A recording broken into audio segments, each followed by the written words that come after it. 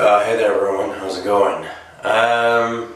Wanted to tone it down a notch for this video and talk about the top remaining unrestricted free agents. I don't really like making these type of videos for the simple fact is, anybody can make a video like this. The statistical information is all available for anybody to go look up. So normally I don't talk about this sort of stuff, but I got a nag bag who's really starting to get on my nerves. Anyway, obviously top of the free agent pool would be Jaromir Jagr. Very skilled hockey player, Stanley Cup champion, well known, still capable of being a top six forward. He played every game last year. So he's still physically fit and able to play. I think there's a combination of reasons, and to put it simply, he's just too old. He's got the same thing going on as Chris Chelios, when Chris Chelios was 45 and playing with the Detroit Red Wings. Chris Chelios could have played until he was 50. But that would have been a tad bit greedy on his part. Some people would call it ageism, but the thing is, hockey is more young man's sport, and there's only X amount of spaces available, and they have to be available for, the new crop of hockey players to play, and then therefore there's more potential for excellent Hall of Famers to come about. You can't have has-beens using their past glory as an excuse to prolong their careers. Jaromir Jagr, he's still a solid player. He didn't have super amazing points last year, but he had it to be worthy of a place on a roster, and a lot of people wanted to see him go back to Florida, and just for having Jagr on the team and the status that would have came with it, I think would be worth Florida re-signing him. But obviously Florida's looking at this going, well, he's 45 years old and he wants too much damn money, because that is a kicker. He got $4 million, and I think he got $1.5 million in bonuses. So he's not a cheap player, and at his age, when you're 45 and you're a hockey player, injuries happen. There's too many uncertainties, and you can't take that chance with that kind of money if you want to be successful in the NHL. I've seen many very bad contracts signed, and I don't need to go through them. I mean, I'm sure you people know some of them. Anyway, he's not the only old fart that's sitting on the unrestricted free agency list. You've also got Shane Doan. He's only ever known the Winnipeg organization. He's played for Phoenix and was the captain there for many years. He's getting old too. He's 40 years old. I mean, in theory, I guess he could play till he's 45 like Jaromir Jagr, but he's kind of getting there, and it's kind of showing in his point totals. And he makes just under $4 million a year, or did, and I don't see how he could be an addition to a team. I think it's getting to about the time where he should consider retirement. I don't think he can play at an NHL level anymore. And I guess that's kind of the same thing with Jagr, but just different circumstances. I mean, Jaromir Jagr played for the Florida Panthers, which was a better team than Phoenix this last year. Not much better, but a better team. Who else have we got who's an old fart? There's Jarome Iginla. also 40 years old. Solid player, played 80 games, so he's still, physically fit. Had sort of okay point totals. He was known for a tough guy back in the day. Like, he did a lot of fighting, he could score goals, he can do this, that, and the other, but he didn't really have any significant accomplishments.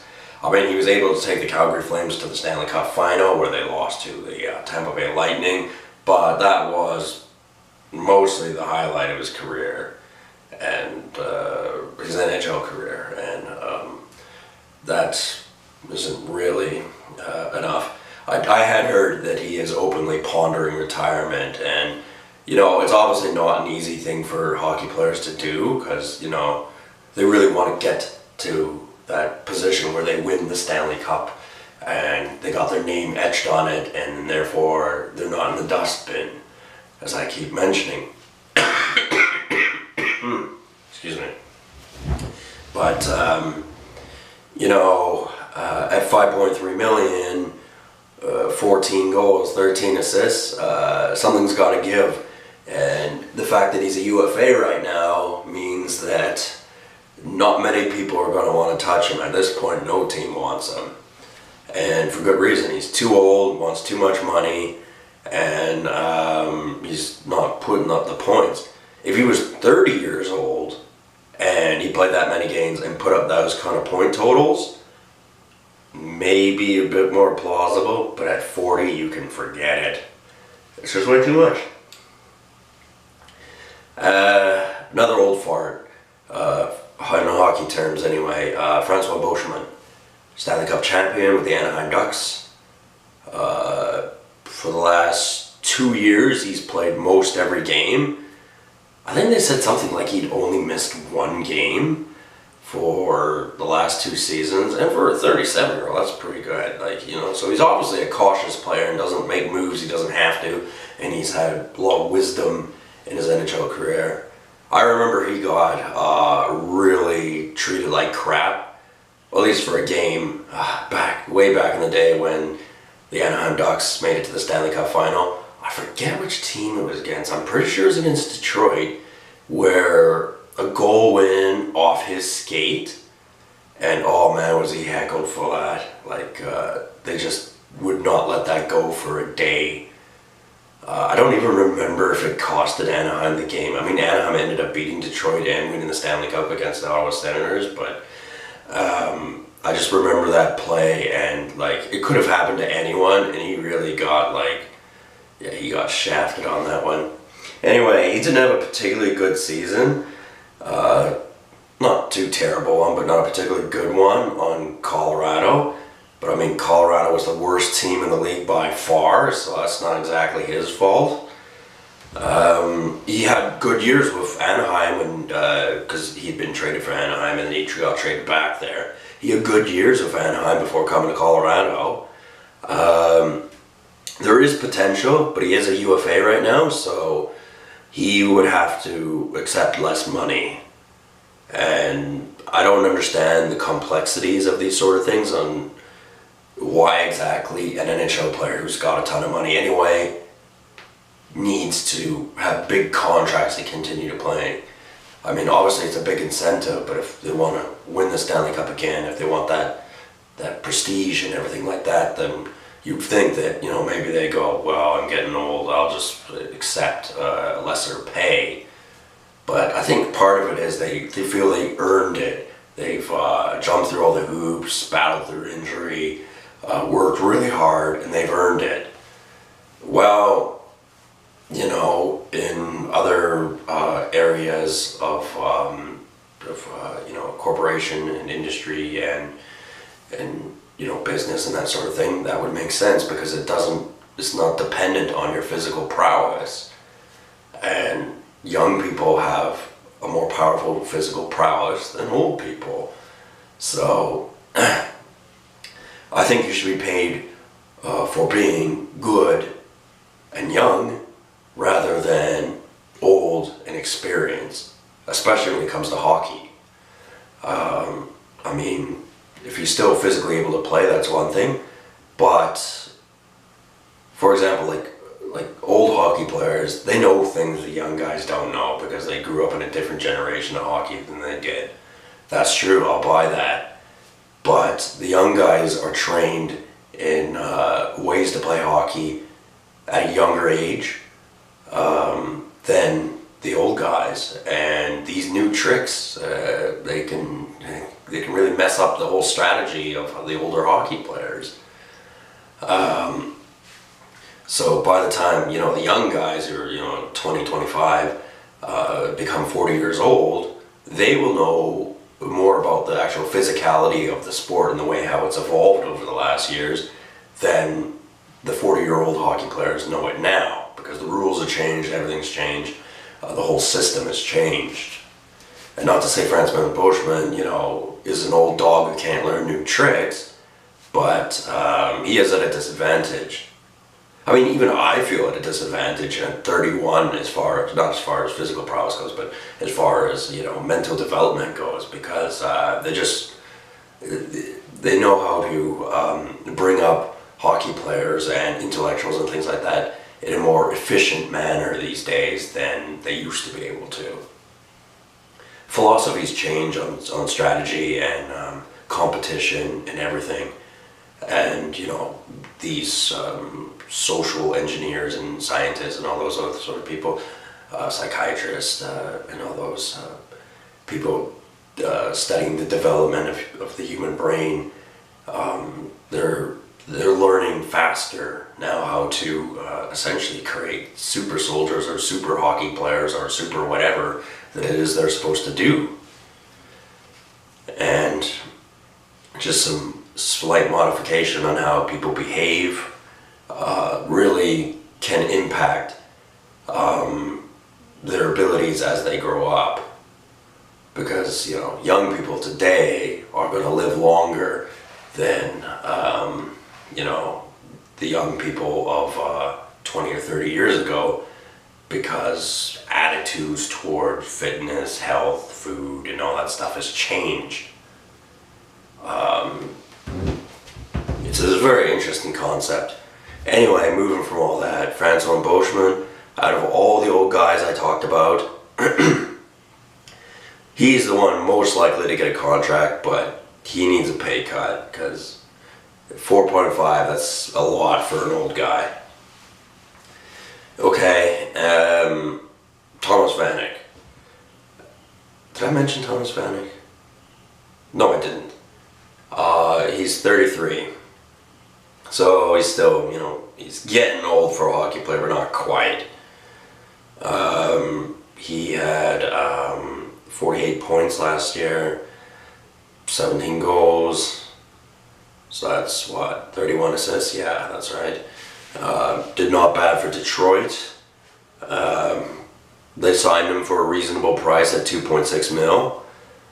But for some reason, they got rid of him. They traded him to Florida, where he also did not bad considering. I'm sure Detroit had a very solid reason for getting rid of him. And the thing is with Thomas Vanek is he's been shifted around a whole pile of teams since he left Buffalo. So there's something going on with him where it's just they don't want to hang on to him. I can see him being an asset and him being useful and really being there for a significant playoff push. But obviously Florida and Detroit did not make the playoffs, but you can't blame that on Thomas Vanek. And at the price that he was getting, I think that was a fair deal. Yeah, moving on. You got a Drew Stafford. He was very expensive. He's young enough, but he's very expensive, and he didn't have a very good year.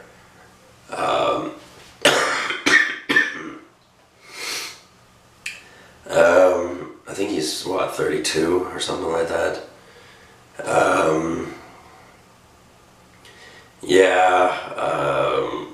I don't know. He's gonna be difficult to find a team for, because he wants four and change. So that's You know, it's a lot of money for a guy who didn't come off with a very good year. Yeah, not really much else to say about him. Yeah, I just remember him having, good seasons in Buffalo near the end of his tenure there, and he's sort of fallen apart since then, which is too bad. But this happens to hockey players. It happens to a lot of hockey players. So maybe I don't think you should consider retiring, but definitely pay cut for sure.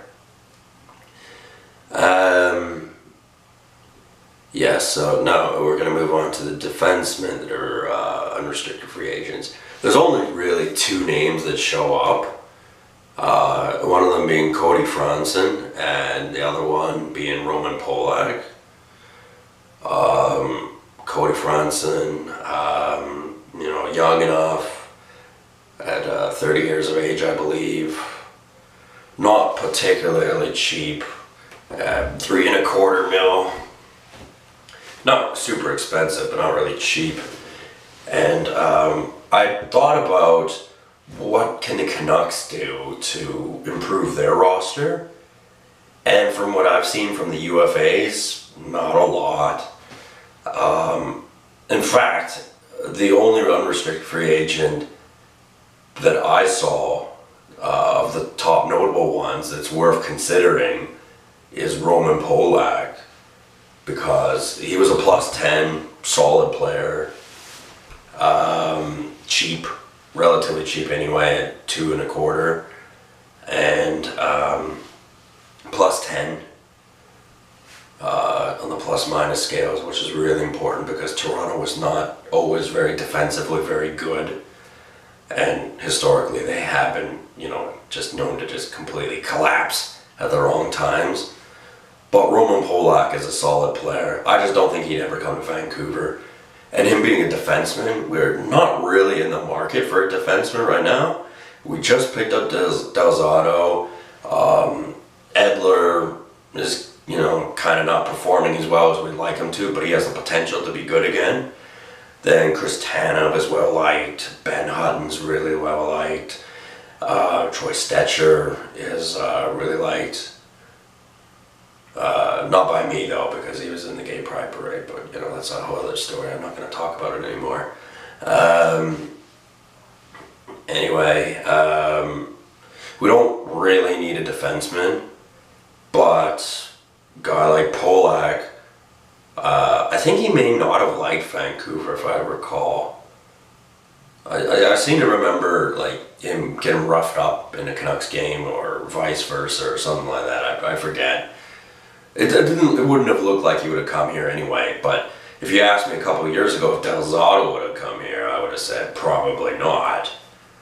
Delzato's more money than Polak, but and I think he can score more points than him, but I think Polak would have been a better defenseman to get.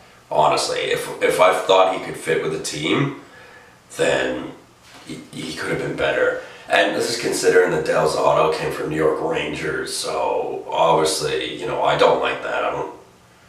No, he came from Philadelphia, but he was on the Rangers beforehand, that's right. But even so, he originally came from the Rangers.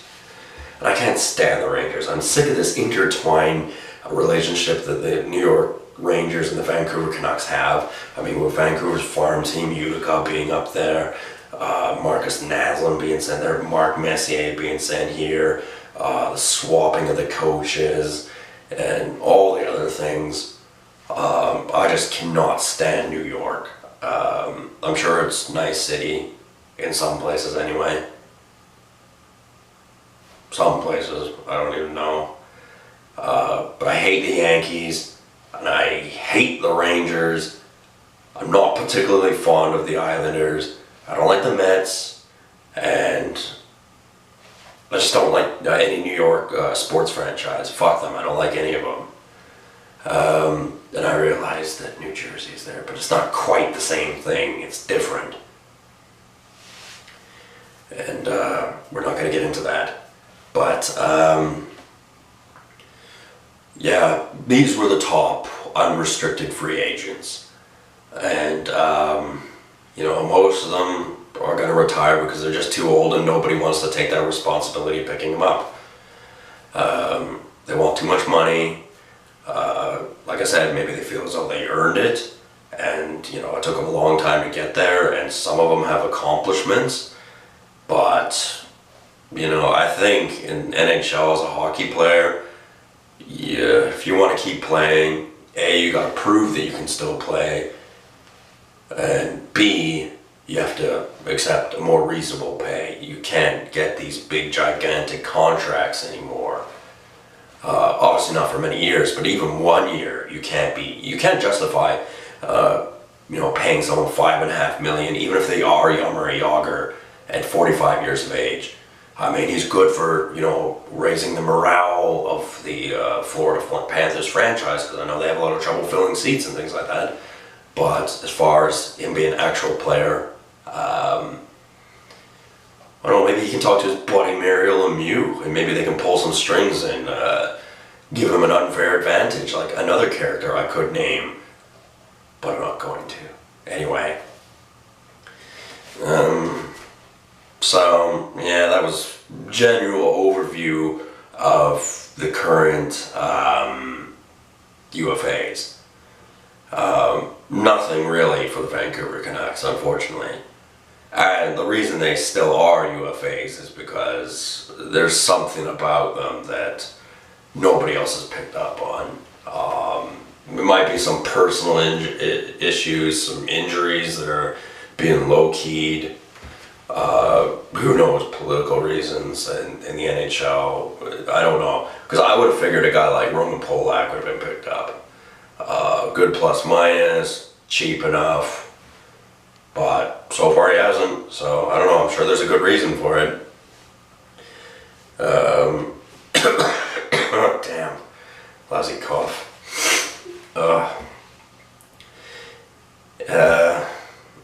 Yeah, like I said, I don't really like doing statistical videos, really. Because anybody can do them. I prefer going, I'm talking about something else that nobody else has.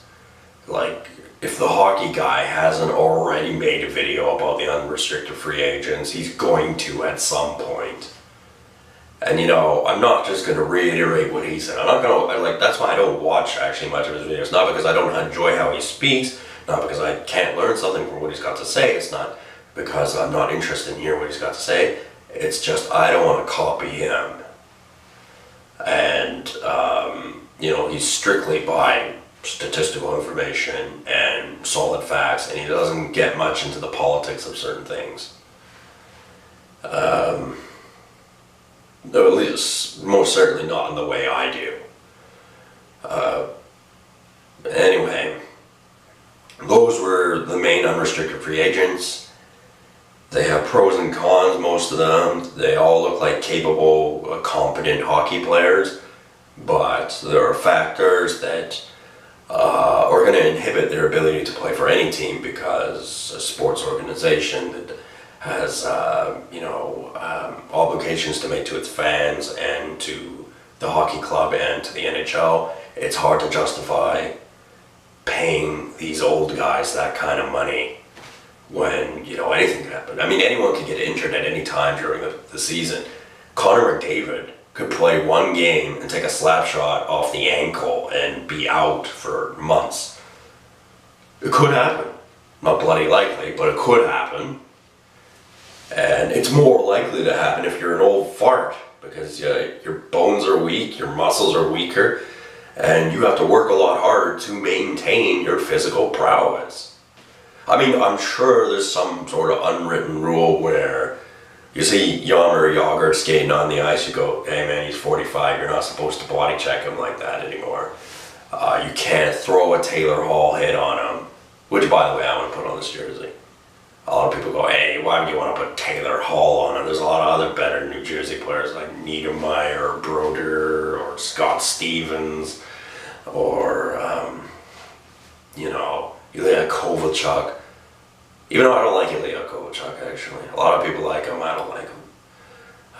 He was a wine crybaby who ran off to Russia. And, with the kind of money he was making, fuck him. and he wanted to make an NHL return? Fuck him. Get him the fuck out of here.